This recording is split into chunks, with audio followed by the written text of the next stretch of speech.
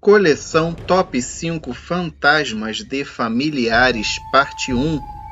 Em um único vídeo, 5 casos apresentados aqui no canal de aparições de fantasmas de entes queridos que voltaram para visitar ou assombrar sua família.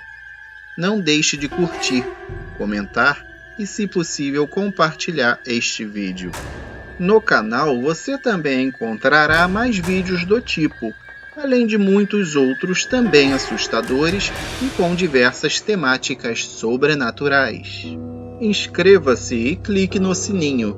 Toda semana temos vários casos novos e apavorantes para sua diversão e entretenimento. Confira! Primeiro caso: numa noite de tempestade. Olá para todos, eu me chamo Davi. E o fato que vou narrar aconteceu no estado do Rio de Janeiro, onde eu morava, há muitos anos, quando eu tinha por volta de 8 anos de idade. Hoje eu tenho 45 anos. Estávamos no verão, era de noite, e havia uma grande tempestade acontecendo. Caía muita chuva mesmo, os relâmpagos e trovões também eram bastantes. Mesmo estando um pouco assustado com o temporal, eu estava brincando no chão da sala e minha mãe estava ali perto de mim vendo televisão. Apesar do tempo feio, estava tudo tranquilo dentro de casa, quando no meio daquela tempestade fortíssima, nós ouvimos o portão do quintal da casa rangendo e depois bater. Era o barulho que normalmente fazia quando alguém chegava da rua. Ouvimos aquele som e minha mãe foi olhar quem era. Rapidamente, ela abriu a porta de entrada da nossa casa. De onde eu estava, eu pude ver minha mãe colocar a mão na frente da boca e dizer: "Luciana, mas você está toda ensopada, entra logo!" Luciana era minha tia, uma das irmãs da minha mãe. Dessa forma, minha tia então foi entrando, toda encharcada pela chuva, e a minha mãe disse para ela lhe acompanhar, pois iria pegar uma toalha no banheiro para que ela se secasse. E as duas foram entrando para a outra sala e para os outros cômodos da casa. Eu continuei ali, normalmente, com a minha brincadeira com os meus carrinhos no chão. Após um breve período, minha mãe voltou à sala, onde eu estava, e perguntou onde estava minha tia, pois não estava a encontrando. Eu disse que tinha ido logo atrás dela. Então, ela foi procurar minha tia nas outras partes da casa. Entretanto, minha mãe também não conseguiu encontrá-la. Ela não encontrava em lugar nenhum. Ficou para lá e para cá segurando aquela toalha. Chegou a ir lá fora no meio da chuva e lá também não viu nada. Ainda me perguntou se eu tinha visto a minha tia sair. E eu disse que não tinha notado, pois eu estava ali distraído, brincando. Menos de 1 hora depois daquele acontecimento estranho, o telefone começou a tocar, ao mesmo tempo que alguns parentes começavam a chegar em nossa casa. Minha mãe atendeu ao telefone e era alguém avisando que há algumas horas atrás, minha tia Luciana havia morrido afogada quando vinha para a casa da minha mãe. Ela estava vindo de carro, quando, por causa da tempestade, caiu num rio, ao perder a direção numa curva onde a pista estava muito escorregadia devido a todo aquele temporal que caía. Até hoje eu me lembro muito bem desse estranho acontecimento. Segundo caso: morte na estrada. Meu nome é Rodrigo, tenho 45 anos de idade e sou policial há mais de 20. Por motivos óbvios, esse não é meu nome verdadeiro, mas isso não importa. O que realmente conta é a situação incrível que eu passei há cerca de uns 5 anos atrás. Foi algo tão marcante e chocante que até hoje me pego pensando e refletindo sobre aquele estranho acontecimento. Até hoje nunca conheci ninguém que tivesse passado pelo mesmo cenário que eu passei naquele dia. Como sou um policial já com muitos anos de serviço, ver pessoas mortas em acidentes, homicídios, suicídios ou qualquer outra circunstância nunca me impressionou ou deixou preocupado. Todavia, este caso que vou contar agora foi completamente diferente de tudo que eu já tinha visto antes. Certo dia, há uns 5 ou 6 anos atrás, eu e meu parceiro de serviço fomos chamados para atender uma ocorrência em uma estrada não muito movimentada, já na parte da tarde, na qual algumas crianças haviam encontrado um corpo já em adiantado estado de decomposição. Não dava para saber, a princípio, quantos dias tinham se passado desde a morte do indivíduo, nem mesmo a causa do óbito. Só mesmo os peritos poderiam determinar. Pois bem, fomos os dois para lá atender a ocorrência. Chegando no local, logo notamos que o corpo estava com um cheiro insuportável de putrefação, mas como profissionais e policiais, tínhamos um trabalho a fazer. Então, afastamos os curiosos, isolamos a área e ficamos ali, aguardando a perícia técnica. Só que o tempo foi passando e os técnicos estavam demorando muito para chegar. E finalmente anoiteceu. Todos que ainda perambulavam por ali bisbilhotando o incidente foram embora do local e ficamos somente nós três. Éramos nós dois, os policiais e o morto. Já estava bem escuro quando resolvemos entrar na viatura para ficar aguardando a perícia. Estávamos ainda a alguns poucos metros do cadáver, tanto que o cheiro de podre continuava nos incomodando muito. Perguntei ao meu parceiro se não era melhor fechar as janelas para evitar aquilo. Foi logo depois desse momento que algo muito estranho começou a acontecer. Aquele cheiro insuportável de corpo em decomposição se transformou em um perfume maravilhoso. Era um aroma muito agradável e adocicado, como que de flores silvestres ou algo do tipo. Então, nesse momento, eu e meu parceiro vimos aquilo que se pode realmente chamar de sobrenatural. Era algo totalmente inimaginável e imprevisível. Bem ali, diante dos nossos olhos, ao lado do corpo que estávamos vigiando, surgiu um ser que brilhava muito, resplandecia tanto que chegava a iluminar todo o seu entorno. Esse ser de luz se ajoelhou e começou a acariciar o cadáver, não se importando com as condições do mesmo, sendo que parecia nutrir por ele um enorme carinho. Confesso que tanto meu parceiro como eu ficamos paralisados diante daquela visão. Não tínhamos coragem para sair da viatura e ver aquilo mais de perto. Ficamos ali então petrificados, observando aquela cena, a qual durou alguns segundos. Nesse intervalo, meu parceiro fazia todas as orações que lhe vinham à mente. Eu, por minha vez, queria muito ter ido até lá para ver aquele fenômeno mais de perto, mas me faltavam forças. Era algo inacreditável demais para mim. De repente, aquela figura iluminada se afastou do corpo, veio na nossa direção e passou bem ao nosso lado. Com isso, notamos que a fragrância que sentíamos vinha realmente dela, pois o aroma ficou ainda mais forte com a sua proximidade. Então ela parou e olhou para nós. Até conseguimos notar um pouco as suas feições. Ficamos perplexos com a atitude daquela figura reluzente. E então, com um pequeno sorriso, ela se foi. Logo após presenciarmos tudo isso, nossa força voltou e nos sentimos completamente revigorados. Ainda assim, nós nos afastamos um pouco do local, por precaução, mas sem perder o corpo de vista, é claro. A noite continuou, e nós dois tentávamos encontrar alguma lógica que explicasse o que fora aquilo tudo, mas nada se encaixava com a realidade vivida naqueles momentos. Demorou bastante, mas o dia amanheceu, e por volta das 6 horas da manhã, o perito chegou e fez seu trabalho. Ele constatou que o corpo se tratava de um senhor de 55 anos de idade, pois achou os documentos no bolso da calça do falecido. Também concluiu que ele já estava ali morto há uns 5 dias aproximadamente. Após a realização da perícia, o corpo foi levado para o IML onde ficou constatado que a causa da morte foi um ataque cardíaco fulminante.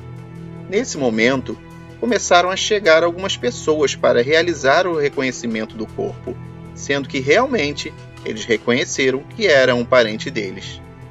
Essas pessoas trouxeram várias fotos, algumas antigas, outras mais recentes, quase todas com a presença do indivíduo falecido.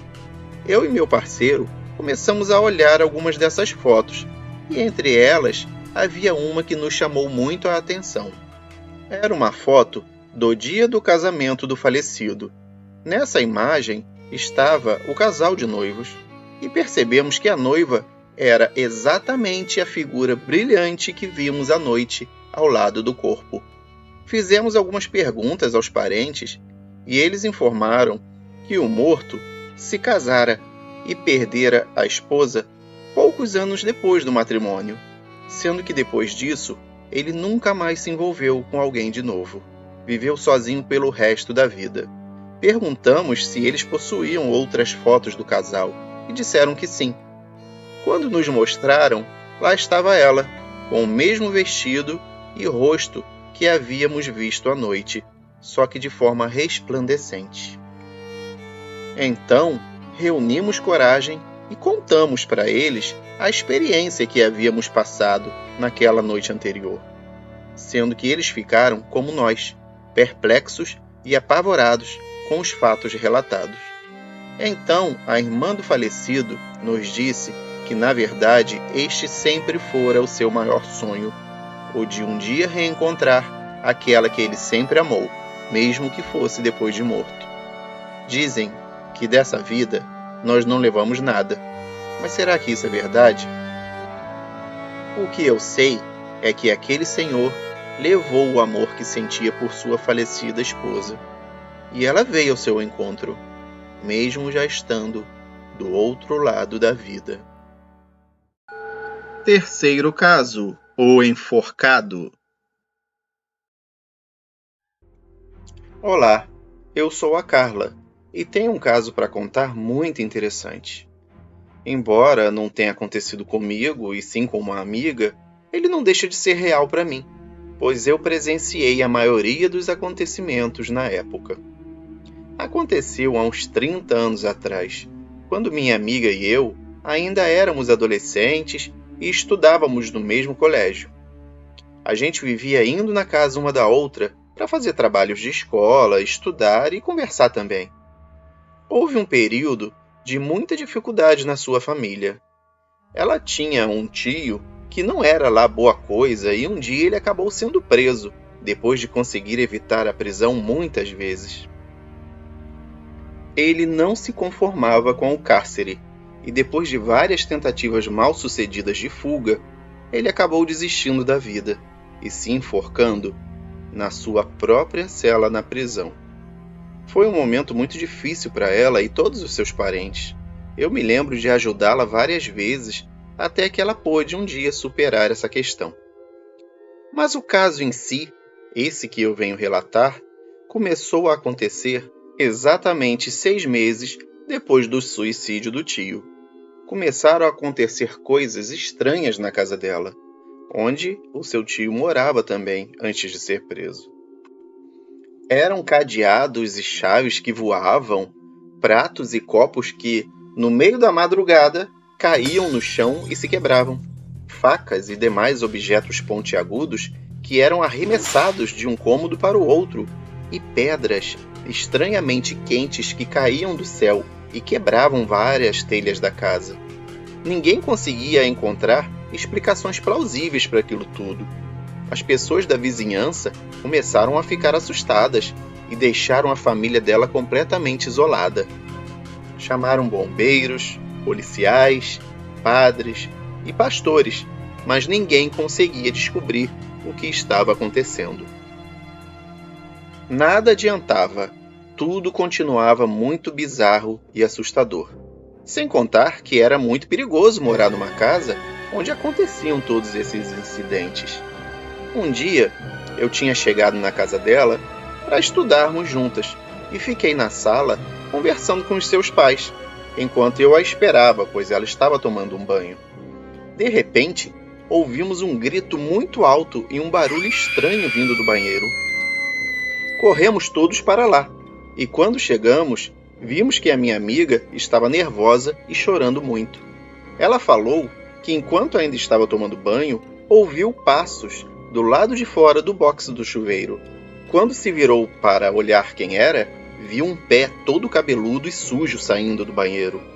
Depois dela ter se acalmado um pouco, ela foi para o seu quarto se vestir, e após um breve momento, deu mais um grito, horrorizada com o que tinha visto. Nós fomos correndo de novo até lá para ver o que tinha ocorrido dessa vez, e ainda tivemos tempo de ver um vulto escuro e meio esfumaçado saindo rápido do quarto dela e atravessando a parede do corredor. Quando entramos, vimos que ela estava em pânico. Minha amiga falou que tinha visto o tio dela, só que ele parecia meio diferente. Estava todo cabeludo, imundo e com os olhos avermelhados e brilhando. Ele estava dizendo que iria levar ela e toda a sua família para o inferno. Depois disso, ela foi levada para uma clínica para tratar os nervos, onde, por sinal, ficou por muito tempo.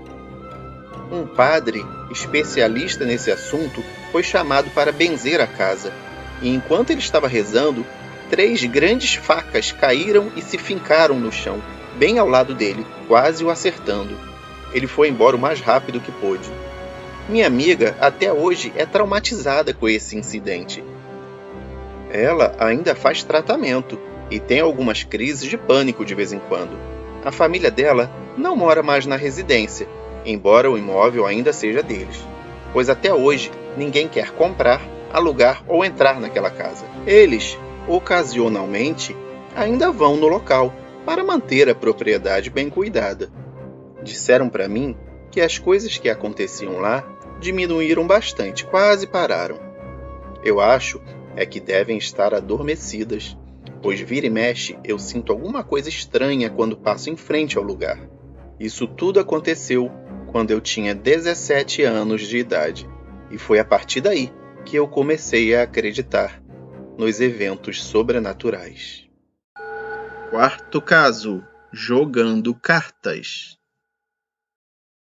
Meu nome é João, e o meu caso aconteceu há muitos anos, quando eu ainda estava na escola, no ensino médio. Foi uma experiência bem marcante para mim, já que eu nunca havia passado por nada na minha vida que pudesse ser considerado um fenômeno sobrenatural ou paranormal. Eu ainda me lembro bem de tudo. Foi numa sexta-feira que o fato se sucedeu. Eu tinha ido na casa de um amigo meu do colégio logo após a última aula daquele dia, a fim de pegar um livro emprestado para fazer um trabalho escolar no fim de semana.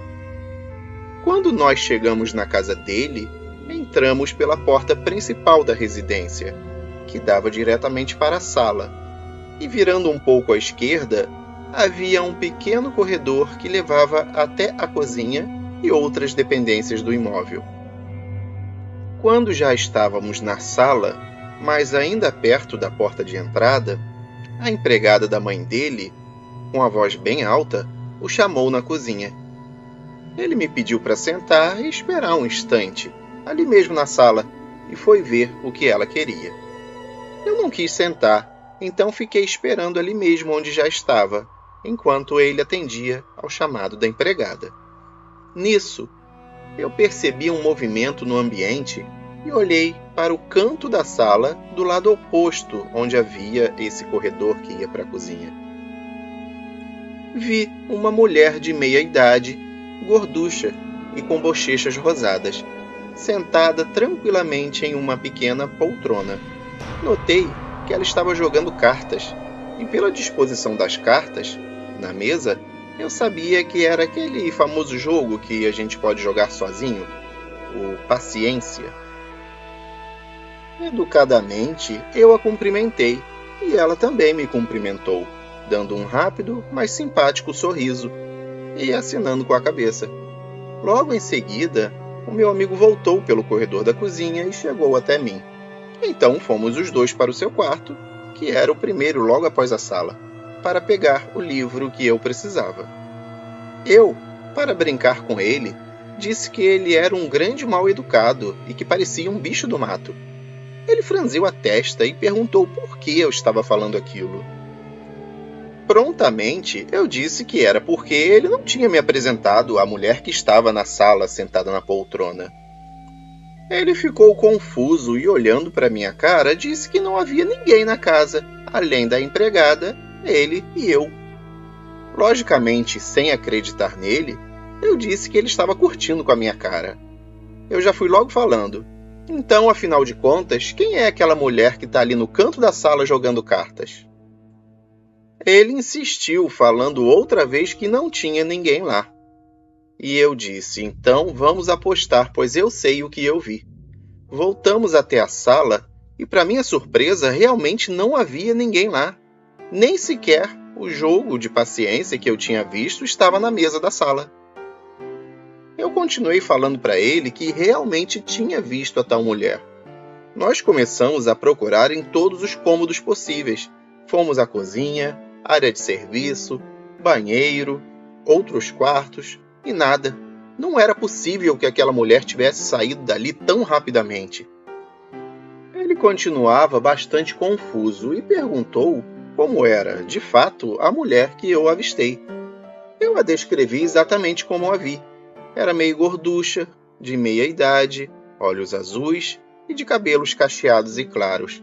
E ela estava jogando paciência na mesa da sala. Ele também me perguntou em que cadeira ela estava sentada. E eu disse que estava na pequena poltrona do lado contrário de quem entra na sala. Foi aí que ele ficou paralisado e me olhando esquisito. Então eu perguntei por que ele estava assim, e ele me disse que a sua tia morava com eles e tinha o costume de ficar sentada exatamente ali naquela poltrona que eu apontei, e que ela sempre ficava jogando paciência. Além disso, ela era meio gordinha, tinha os olhos azuis e os cabelos encaracolados. Diante dessa resposta, eu fiquei aliviado e fui logo falando, então é isso, é sua tia. Ela agora deve estar por aí andando em algum outro lugar da casa. Foi quando ele me disse algo que eu nunca iria esperar. Ele me contou que ela já havia falecido há quase 2 anos. Ela tinha sido encontrada estrangulada na casa de veraneio da família, em um crime que nunca foi solucionado. Quinto caso, a viúva. Meu nome é Maiara, e o caso que aconteceu comigo foi muito interessante e assustador ao mesmo tempo. Na época, eu tinha meus 14 anos e meu irmão 12. Eu nunca tinha visto nada de sobrenatural em toda a minha vida, até aquele dia. Depois do que aconteceu, eu não duvido de mais nada nesse mundo. Minha mãe, meu irmão e eu fomos visitar uma antiga amiga da família, que inclusive é madrinha do meu irmão. Foi uma viagem longa, já que ela mora no interior do estado e nós moramos na capital. Entretanto, a viagem correu bem e foi tudo tranquilo. Quando nós vamos para lá, ficamos pelo menos por uns 3 dias, geralmente sexta-feira, sábado e domingo. Nós nos sentimos em família quando estamos ali, e ela sempre quer que a gente fique por mais um tempo. Essa senhora perdeu o esposo e a filha num acidente de carro há umas 2 décadas mais ou menos. Desde então, ela, a quem eu chamo de tia, nunca mais se relacionou com outro homem. Ela diz que não consegue, que ainda sente falta do esposo e prefere morar sozinha mesmo, até porque já está acostumada com a solidão. Nós tínhamos acabado de almoçar e ficamos conversando na cozinha. Estávamos só minha mãe, sua amiga e eu, já que meu irmão tinha se retirado para deitar e repousar um pouco, pois ainda estava cansado da viagem. Depois de algum tempo, eu também me senti um tanto fraca e com sono. Resolvi relaxar um pouco e fui me deitar numa rede que fica na varanda da casa, e por isso tive que passar em frente ao quarto dessa minha tia. Ela só trancava as portas de entrada e saída da residência. Por morar sozinha, ela estava acostumada a deixar todas as portas dos cômodos da casa sempre abertas, e assim também estava do seu quarto.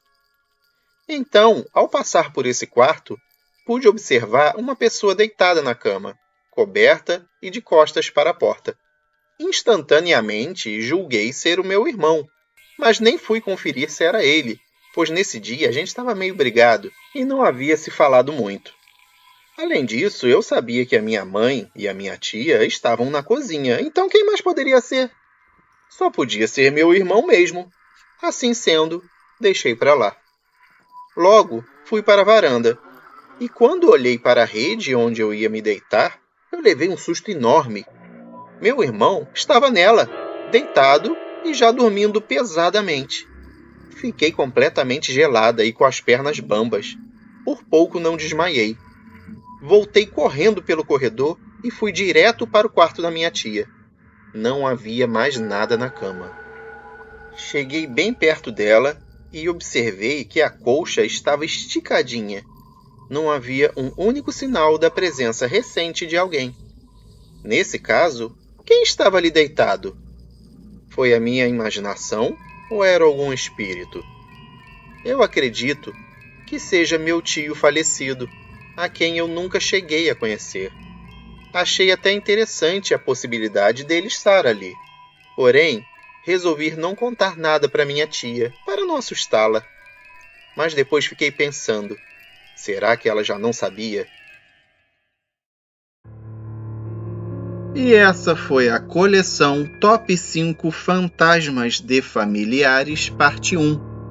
Conte aqui nos comentários qual dos casos você achou mais assustador e bizarro, e qual o caso que você achou mais cativante e emocionante na sua opinião. Algum evento desse tipo já aconteceu com algum familiar seu? Conta aqui pra gente. Muito obrigado por sua participação.